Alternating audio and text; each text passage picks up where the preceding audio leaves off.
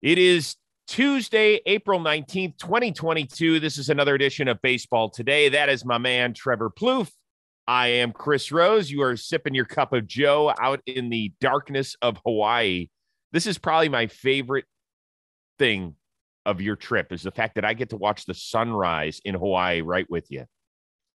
Yeah, I feel bad that I'm facing like the opposite way of like what you want to be seeing. I have a great view. I guess you like looking at me, right? This is not No, bad to wake up to. average. It's average. I know. It's funny. Like I'm out here, I'm trying to get this golden skin right now, and every picture I take, my hair is all over the place. I'm not happy with the pics I've been taking out here, and that's like half the trip, right? Yeah, I mean, you're with your family and your kids, so I would hope that you would focus more on them and your beautiful wife instead of how you look. But that's pretty vain, but that's kind of on brand, as we like to say around here, which is perfectly fine. Special shout out to those of you that are joining us on the AMP app. If you're just joining us here on our YouTube channel or our regular podcast format, thank you as well. And if you have an iPhone, go download the AMP app. We are live every day, Monday through Friday, 11:30 Eastern. The cool thing is, yesterday we interacted with a bunch of callers, and we will certainly get to you guys. So we want you to stand by and just hang with us, ask questions. If you got comments about all the stupid stuff that flows out of our mouth, feel free. But we're going to get it going with the game that ended last night. On the West Coast, the Dodgers take care of the world champion Braves in the first of a 3-game set. We talked about it yesterday. We wondered out loud, how big would it be that Freddie Freeman was going against his old team, but in Los Angeles and not Atlanta. It ended up being even bigger than I anticipated, in part because Freddie Freeman finally goes deep for the first time as a Dodger, and it came in his first at-bat against his former team. It was one of those wow moments, Plouffe. It really was. And after the game, I started watching clips. What he was talking about pregame, how he was feeling. I saw videos of like him hanging with Dansby, him hanging with Ozzy, and like he was really getting emotional pregame. Like he really cares about, Atlanta and Braves Nation and, all the fans there. Then he comes up in his first at bat. Husker, throws up that 1-0 heater and see you later. Like an unbelievable swing. That's what Atlanta's been privy to for a long time. LA getting to see it now. It was a Freddie Freeman moment. That's what freaking legends do, Rose. Yeah, it was special, no question. It was a little Hollywood scriptish, I would even say. He joked afterward, did Freeman, about Trey Turner coming up and saying, hey, it was nice of you to kind of wait, 9 games before hitting your first Dodger home run so you could do it against your boys, which was kind of cool. I want to go back to a pregame interview that he had where he once again got very emotional. He has been taking a little bit of a beating in the press based on what Ronald Acuna has said, based on some of the contract issues that took place between he and the Braves, and didn't paint Freddie in the best light, I would say. And obviously that has been weighing in on him. I want you to give a listen to this. I'm just looking forward to seeing them again in 2 months. I really am. I know people are going to say some harsh things for me, but I'm looking forward to seeing them again and playing in front of them again, because that's one of my favorite places on earth. So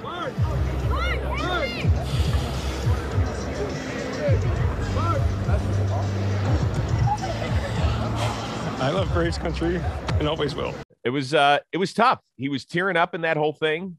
I appreciated, just as a fan and also somebody that's worked in media for 30 years, that he made himself so accessible and has made himself vulnerable during this time, because I think we just tend to see guys that put on a new uniform, and maybe it's about money, and maybe it's about moving home, and maybe it's about this, and maybe it's about that. Maybe it can just be about a relationship that was really good for over a decade in Atlanta. They went a different direction. He went a different direction. And instead of us trying to pick sides, maybe we can just all be appreciative of the fact that it ended on a real high note, and both teams seem to be in good places right now. Exactly. And this is the personal aspect of, Major League Baseball. Like Freddie really established a connection with that city. He grew a family there. Like he grew up there. Like he became a man, essentially in the Braves organization. So like it definitely holds a special place in his heart. And yeah, there are going to be some fans when he departed that are going to say things, but that's just because they love him so much. I expect when they go to Atlanta, he is going to get a king's welcome. He is going to get a standing ovation that lasts, 60 seconds. Like it's going to be really, really cool to see. And man, if he was tearing up with a little pregame interview at Chavez Ravine, I could how emotional he's going to get when he steps out onto the field in Atlanta. So, Freddie's a good guy, and you're right, dude. The Dodgers are doing well. The Braves are doing well. This is the most amicable breakup that's ever happened. Like this is just, I'm happy to see it. It really should be. And by the way, part of the reason, even though Atlanta has not gotten off to the start it wants team-wise, Matt Olson has been nothing short of sensational. They're going to be just fine with him for the next 8 years. Don't you dare call him Freddie Freeman light. He is Freddie Freeman younger version. Wow. That's exactly what he is. Wait, see Rose. Yeah. So Jake always says he let Matt Olson date his daughter. And yesterday he actually went further than that on our show. Mm-hmm. Who, if you had a daughter, you don't, who would you pick, Freddie or Matt Olson? Well, neither, because they're both married. I don't want some married dude dating It's my a daughter. hypothetical. Right. Okay. Hypothetical. I think that I think I would probably go Matt Olson. There's a little bit of that Southern gentleman in him. Let's remember. Hold on. Slow your roll, brother. I'm not here to stereotype, but let's remember that Freddie Freeman is from Southern California. I don't trust Southern California dudes as much as I do Southern gentlemen. Man, you got to get in the clubhouse. Those Southern be nasty. Let's move on. Although I do also want to give a special shout out to 2 things.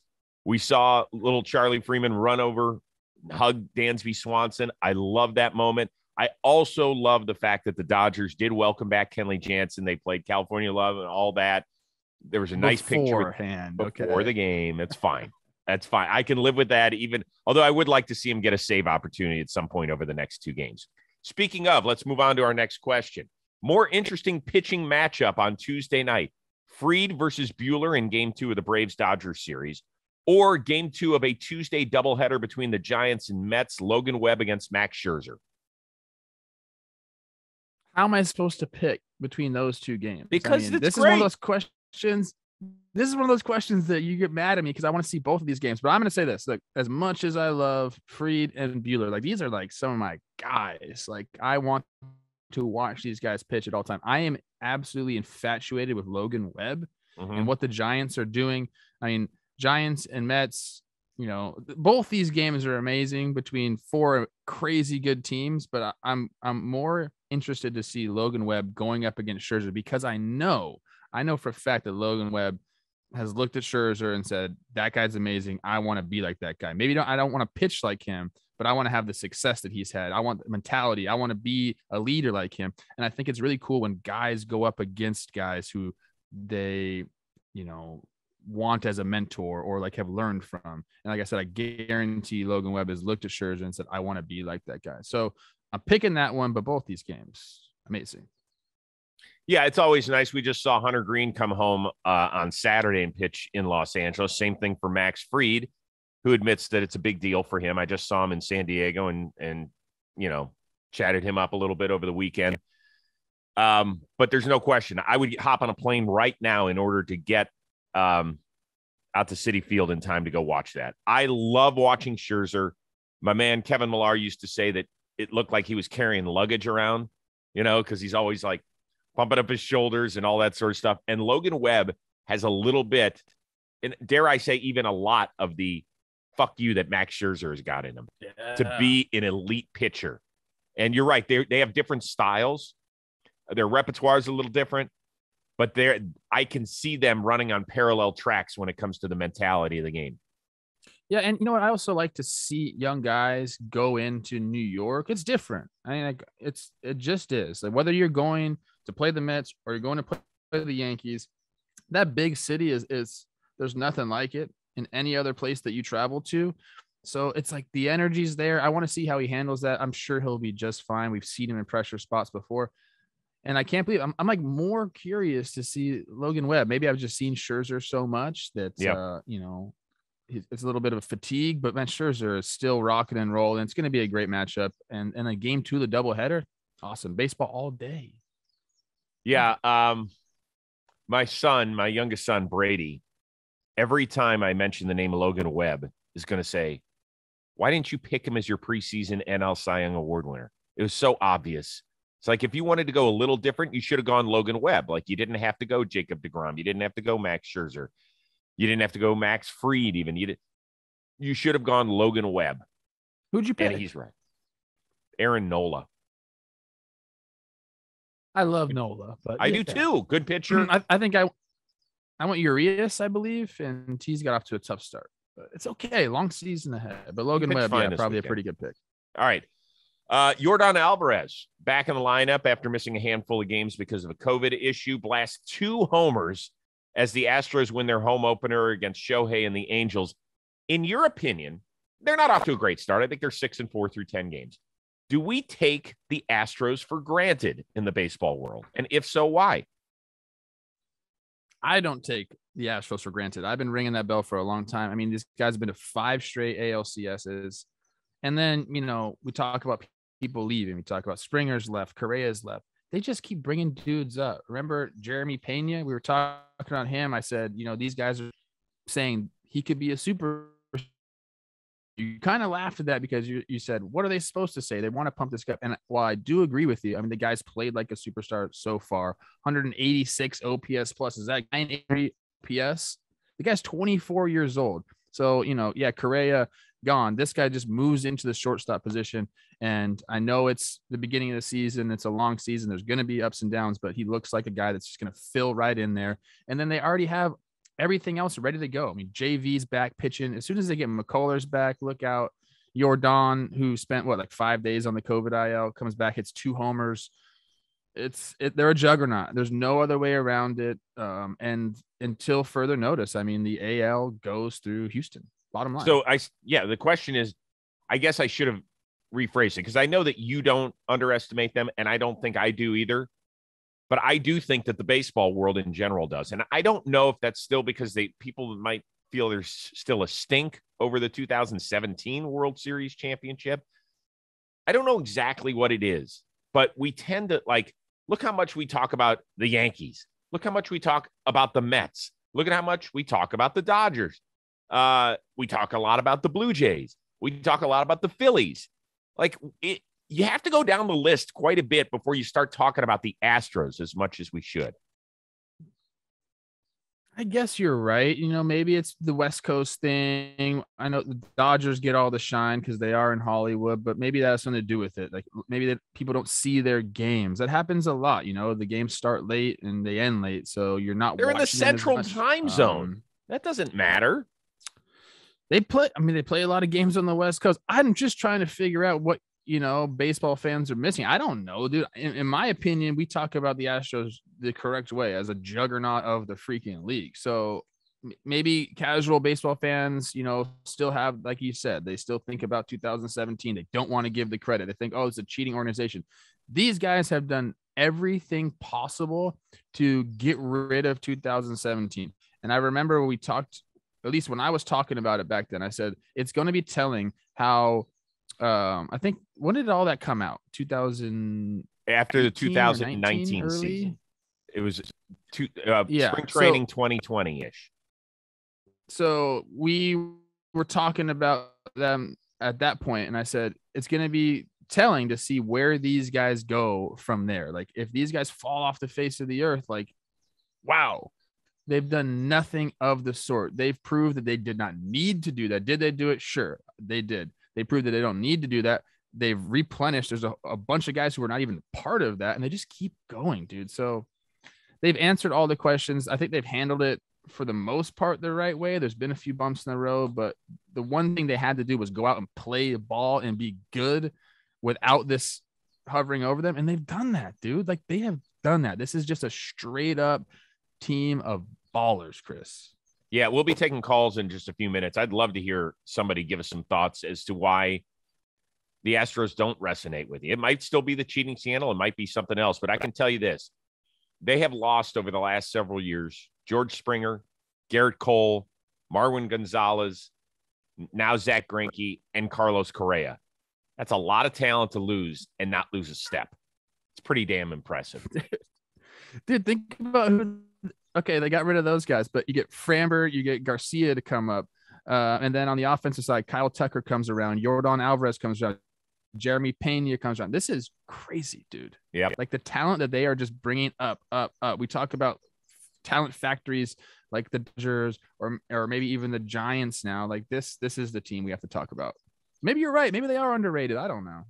Want to let everybody know that today's edition of Baseball Today is presented to you by our good friends over at MUGSY Jeans. And boy, have they come in handy for me, particularly lately. I love these jeans. They are the most damn comfortable jeans around. They stretch with you, okay? I don't exactly understand the whole science behind making the jeans, but I'm a great consumer, and I love them, right? So if you're a little thicker than you want to be right now, I'll raise my hand. Or if you're in the perfect shape, they go with you either direction. So if you're a little under your normal weight, they don't look super baggy at all.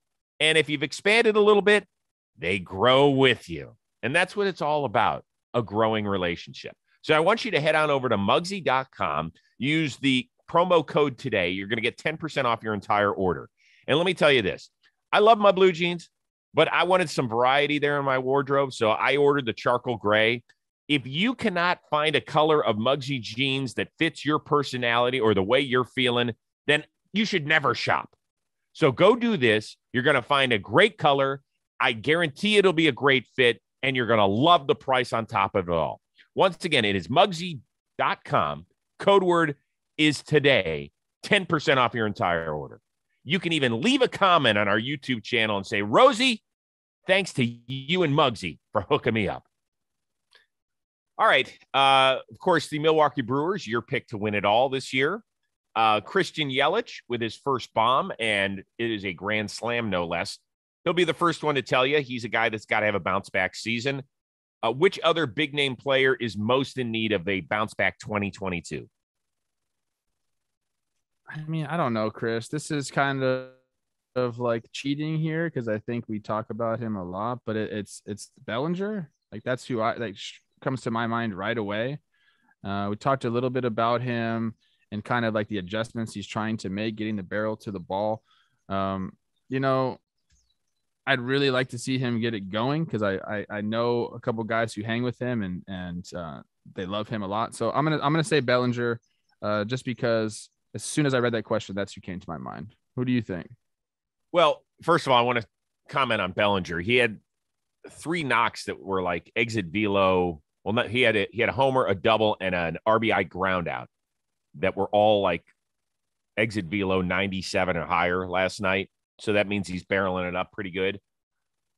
Actually, I don't think he needs to. The Dodgers will be just fine whether they get the MVP Cody Bellinger from a couple years ago or the one that stunk up the joint a year ago. I still think they're going to be just fine for the most part. It's added dessert to the meal if they get the old Bellinger. I think that team will be fine. I'd like to focus on the team we just talked about, the Houston Astros.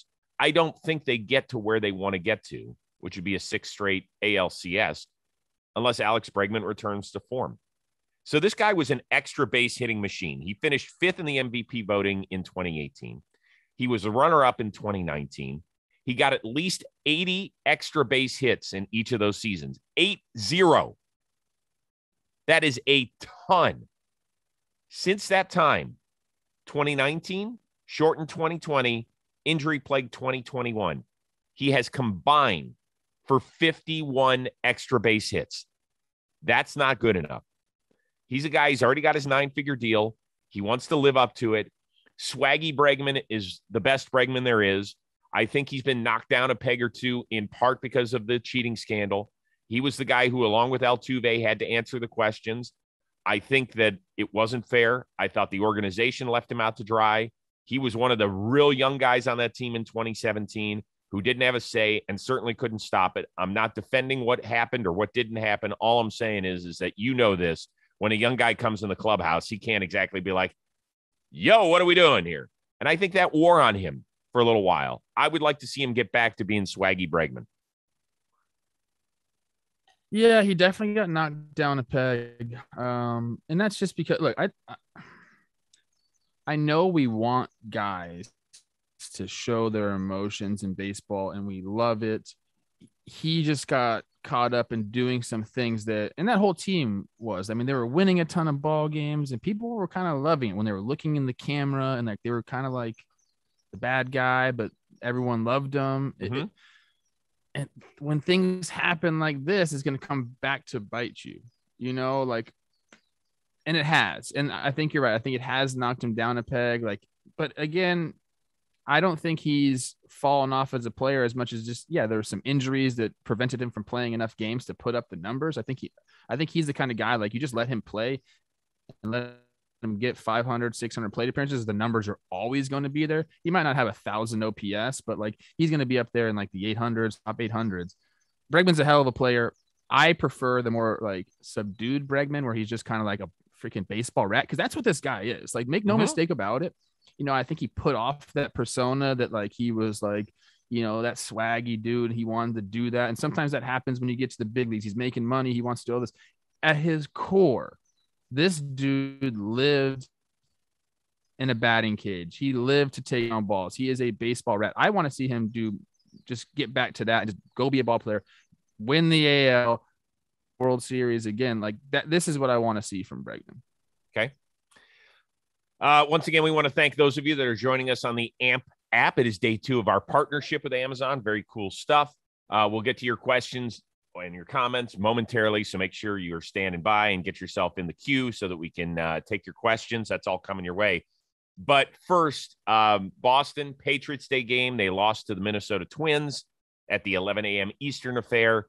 And when they were down late in the game, I believe in the 9th inning, they started chanting, "Kyrie sucks." Of course, the Celtics and Nets are emblazoned in a very interesting first-round battle. Kyrie on Sunday lit up the Celtics. Celtics won on a last-second layup.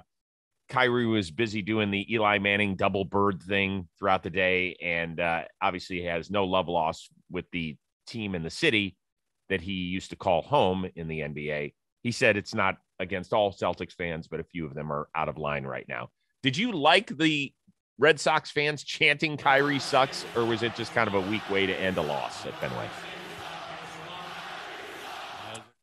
I don't like it, because I'd imagine most of the people who were chanting "Kyrie sucks" had no idea why they were chanting "Kyrie sucks." I think the few people who started that chant, maybe they have something and they've seen the clips of him doing the double birds. But come on, man. Like, focus on the baseball game. I get it. Boston is a great sports town, and they're in tune to all of their sports, whether it's the Bruins, the Patriots, the Red Sox, or the Celtics. They love their sports there. So I get how they can cross and intermingle a little bit, especially with how much the media talks about the NBA and Kyrie Irving and all that stuff. This is a story because it gets clicks. I don't like it. I don't really like it at all, to be honest with you. If I had to give my personal opinion, do what you want to do, Boston fans. But I mean, I wouldn't participate just because like I said, 90% of those people that were doing the chant had no idea why they were doing the chant. I would disagree with you. I think that Boston's a pretty in tune sports town. I think they know exactly why they're doing it. Now, whether you think it's right or not, I'll have that discussion, because Kyrie is one of those guys. He's one of those athletes that will stoke his flames. It will fuel his fire. He's got rabbit ears. He hears everything. He's a more talented Baker Mayfield, meaning he plays with a grudge and a chip on his shoulder all the time, except that he can take over a game. And there's not a lot of athletes that can do that. So I'm not so sure that come Wednesday night, it's the smartest thing, but it is a nice sidebar to the story, because I thought Kyrie's quote the other day after Sunday's game was right on point. And I'm not the biggest Kyrie fan. I love what he did for my Cavaliers and helping us hoist our first ever NBA championship trophy. I think he's off base on some of the stuff he says. But I thought he was on base with this one. He's like, listen, I'm going to match their energy. So if they're going to come at me, I'm going to turn around and look them in the eye, and I'm going to see what they're all about. And most of them aren't about that. And that's true. We as fans, we will say whatever we want. We will yell and scream. We'll hurl bad words out of our mouth. But the minute dude gets in our face and throws it back at us, all of a sudden we're like, sorry, I love you, Kyrie. You're really good. Well, that's the thing. I know that people at Fenway knew about the situation in the Delbirds. I'm saying they probably don't know why he gave the Delbirds, what was said to him. Oh, okay. Yeah. There's more, substance to the story. That's kind of what I meant. Got it. All right. Before we say goodbye to our YouTube and podcast audience for the day and continue on with our listeners and our callers on AMP, what do you have coming up on John Boy? We did the series recap yesterday for Talking Baseball. We're going to go record Wednesday's episode right after this. And it's a 3-topic episode. We each bring a topic. We talk about sports. It's a fun Talking Baseball episode. So we'll have that. That'll come out tomorrow. Then again, you and I are doing this Monday through Friday. I'll be back home on Friday. I know the internet is not great here, so I appreciate everyone sticking with us. But that's kind of what I got. What about you? Latest episode of the Rose Rotation dropped yesterday with Lucas Giolito of the White Sox. Gives us a health update. We got a lot of comments about the Samuel L. Jackson PitchCom voice thing, which turned out really well.